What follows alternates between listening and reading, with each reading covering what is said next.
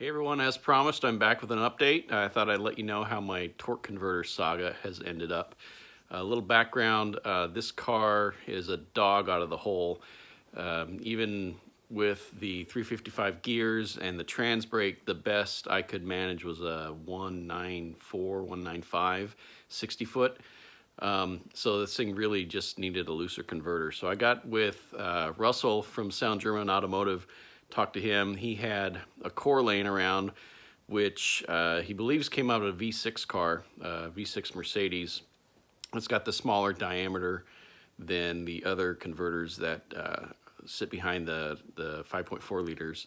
But it's the same diameter, and externally it's the same converter as what the Mopars have on all their Hemis. The only difference is the mounting ears. So he sent it down to Dings Racing in Vancouver, Washington, who had it restalled to about 3,400 RPM and installed it for me this week. And I got to take the car out and get some runs down the track at the West Coast Shootout, and I can say there was a most definite improvement. And here's what that converter did for me. This is my time slip from the first practice run of the morning yesterday. It was 9:12 a.m. when the weather was still nice and cool in the morning. You can see I cut a really good light, 065, using the trans brake. That's right where I want to be. The 60 foot was a 176, which compared to just a week earlier without the converter, I was only able to manage a 194 or so. So there's about 2/10 right off the 60 foot. And then the quarter mile was 1267 yesterday.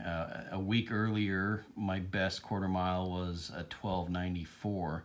So close to 3/10 on the quarter mile, and the mile an hour is about the same. I was running about 105, 106 last week, so I didn't seem to lose any mile an hour. So overall, very happy with the converter. It seems to be doing its job on this normally aspirated M113. It's definitely needed.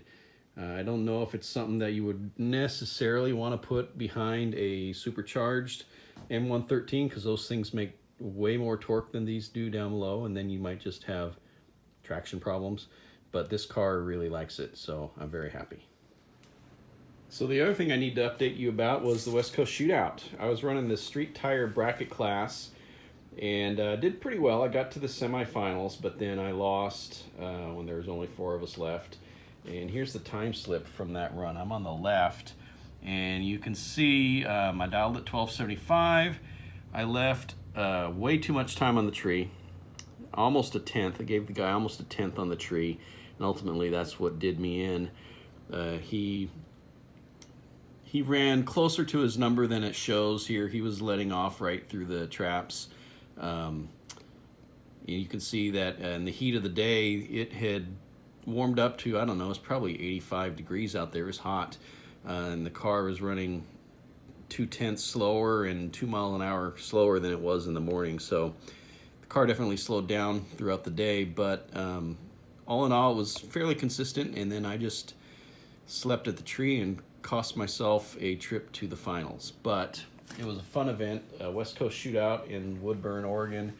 Highly recommend it if anybody's in the region. It's a lot of fun. Chewy puts on a great event, and there's a lot of cool cars out there. There's a lot of fast imports, there's a lot of fast American cars, just pretty much everything out there. That's about it for this week. In the upcoming week, I plan on spending a little bit of time working on the Holley Dominator EFI wiring harness. So a week from now, maybe I'll have an update for you there. I might have to skip next week because I am taking my daughter off to college. So it's going to be kind of a crazy week around the house. I don't know how much time I'm going to get to spend on the car. So I will get back to you in a week or two with another update. See ya.